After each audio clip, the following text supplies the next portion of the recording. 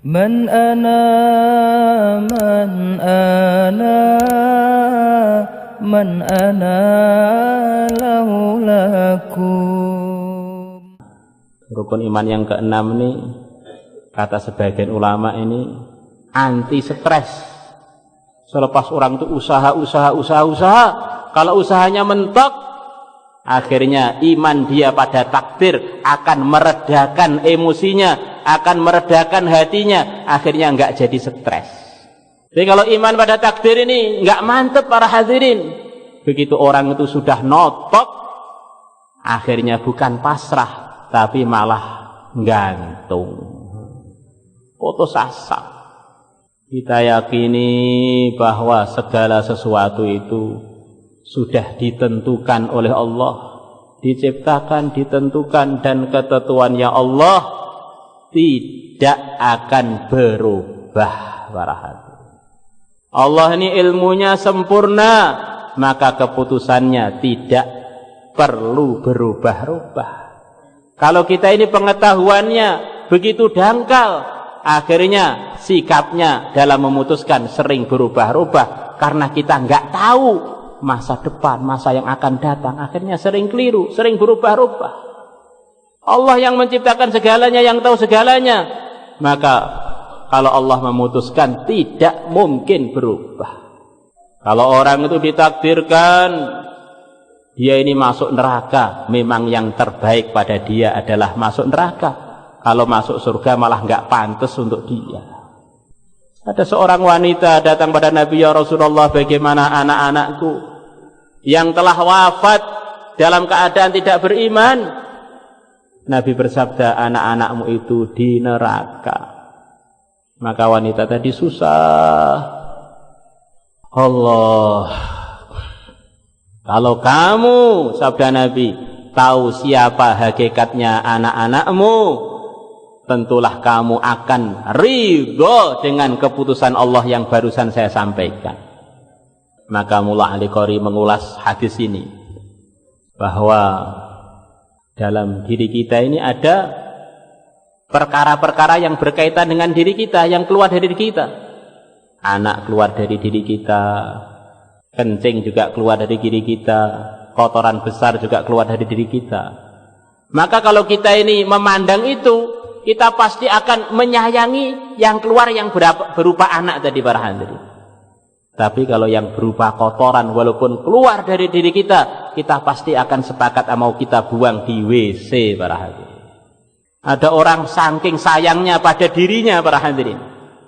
Anak juga disayangi, kencing juga disayangi, BO juga disayangi, akhirnya semuanya dia kumpulkan dalam satu kamar yang sama. Saya ini sayang pada semua yang keluar dari saya. Akhirnya bagaimana? Akhirnya orang yang seperti ini, rumah sakit jiwa pun tidak mau menerima dia. Itu orang-orang di rumah sakit jiwa itu, kalau buang kotoran masih ke WC lah, ini kalah kotorannya malah dibawa ke dalam lemari. Lah orang-orang yang ditakdirkan tidak beriman itu para hadirin, walaupun itu anak kita, cucu kita, ini sebetulnya kotoran. Kalau sampai dimasukkan surga, nanti surga jadi pesing para hadirin. Kita mandangnya harus begitu itu. Karena yang memutuskan itu adalah ahkamul hakimin, yang paling tahu menempatkan perkara pada tempatnya. Maka para nabi, para rasul, hari-hari dakwah, hari-hari mikirkan umat, disertai keyakinan bahwa ada sebagian umat memang nggak layak dapat hidayah para hadirin. Karena di antara yang disampaikan para nabi, para rasul kepada umat, di sana ada surga dan sudah ada calon-calon penghuninya, di sana ada neraka dan sudah ada calon-calon penghuninya. Maka datang laporan pada Sayyidina Ali, wahai Amirul Mukminin, ada orang di sana itu yang dia tidak percaya pada takdir. Maka Sayyidina Ali panggil orang itu, sini, kamu datang ke dunia ini, siapa yang mendatangkan kamu? Maka orang tadi ditanya Sayyidina Ali, dia bilang, yang mendatangkan saya Allah. Nanti kalau sudah waktunya kamu mati, siapa yang memergikan kamu dari dunia?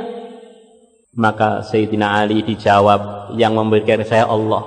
Kemudian antara hidup kamu dan mati kamu, siapa yang mengatur kamu?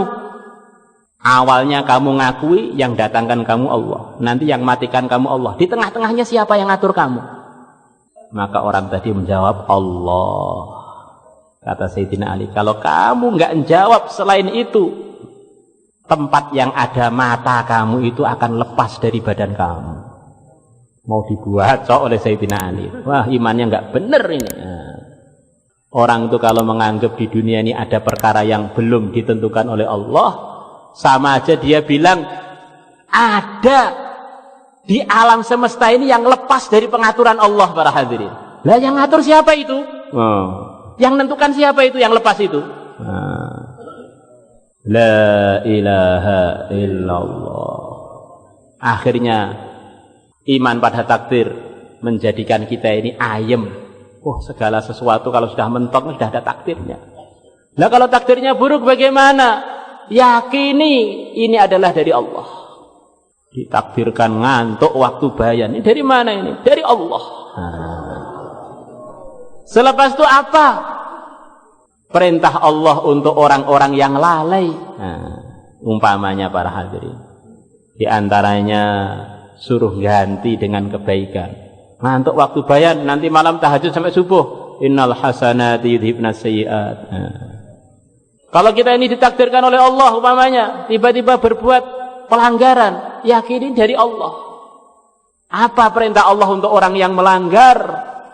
Di antara perintahnya enggak boleh putus asa. Qul ya ibadiyalladzina asrafu ala anfusihim la taqnatu min rahmatillah. Innallaha yaghfirudz dzunuba jami'a innahu huwal ghafurur rahim.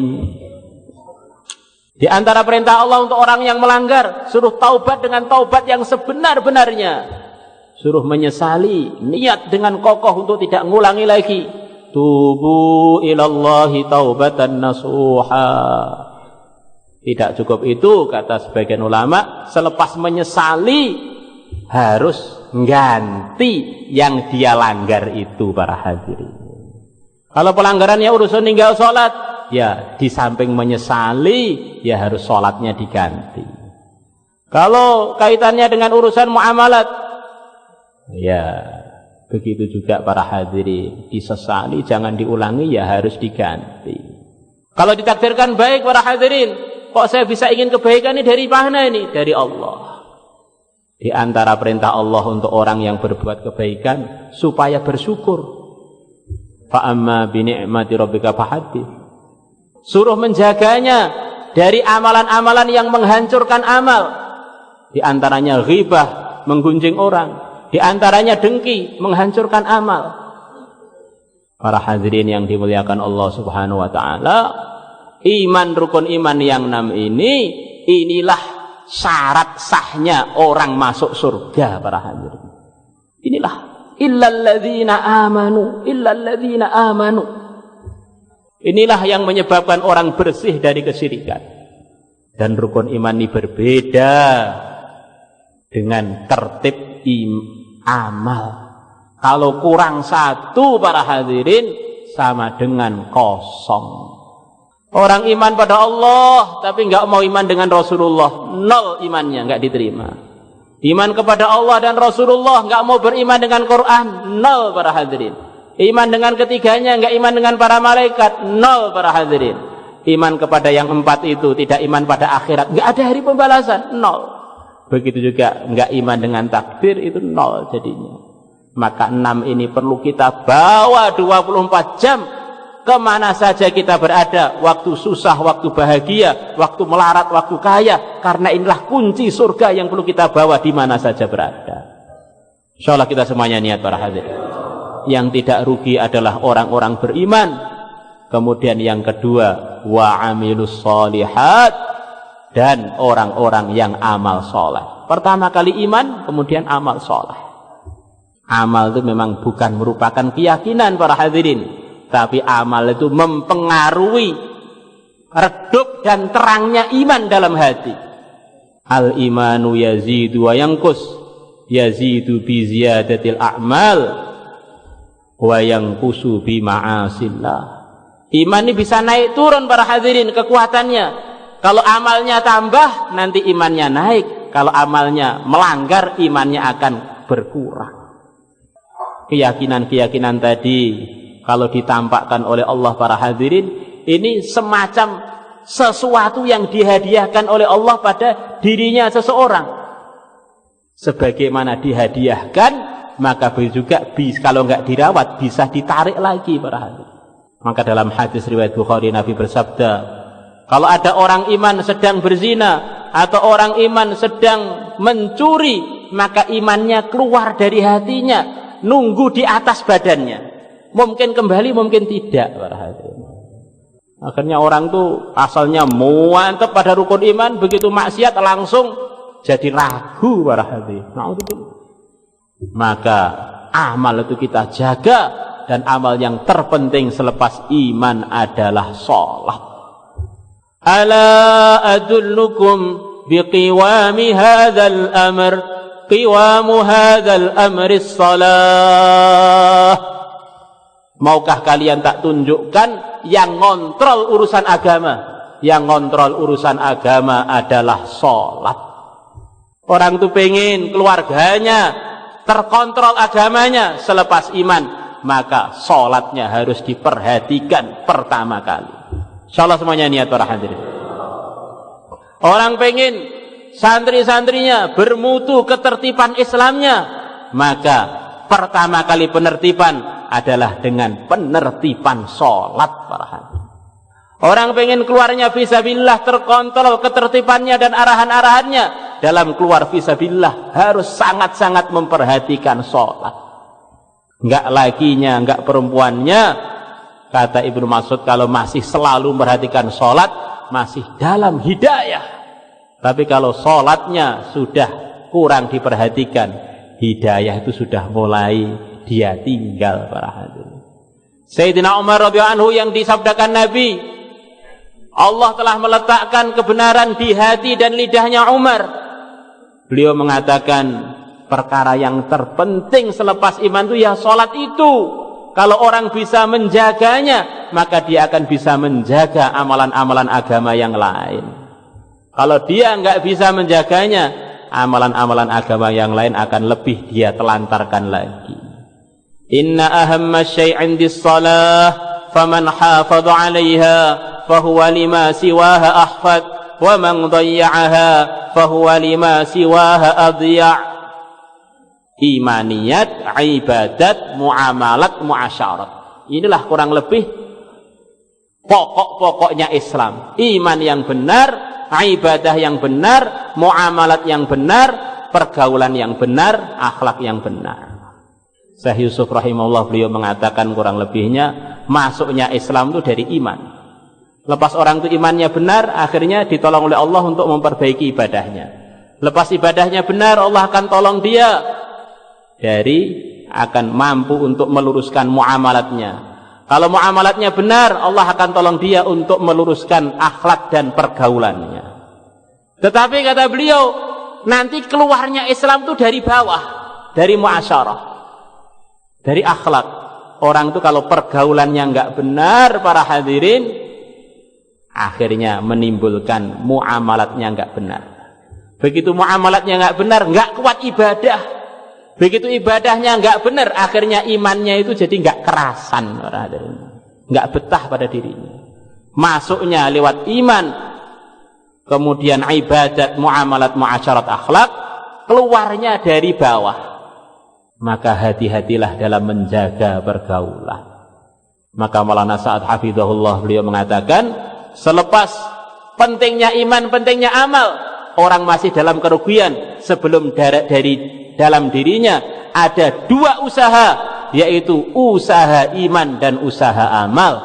Tawasau bil haq adalah perintah untuk usaha iman, tawasau bis sabr adalah perintah untuk usaha amal.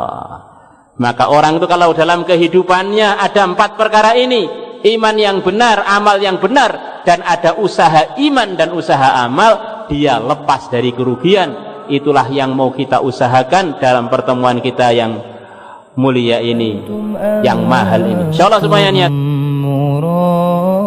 مرادي وأنتم قصدي ليس أحد في المحبة سواكم عندي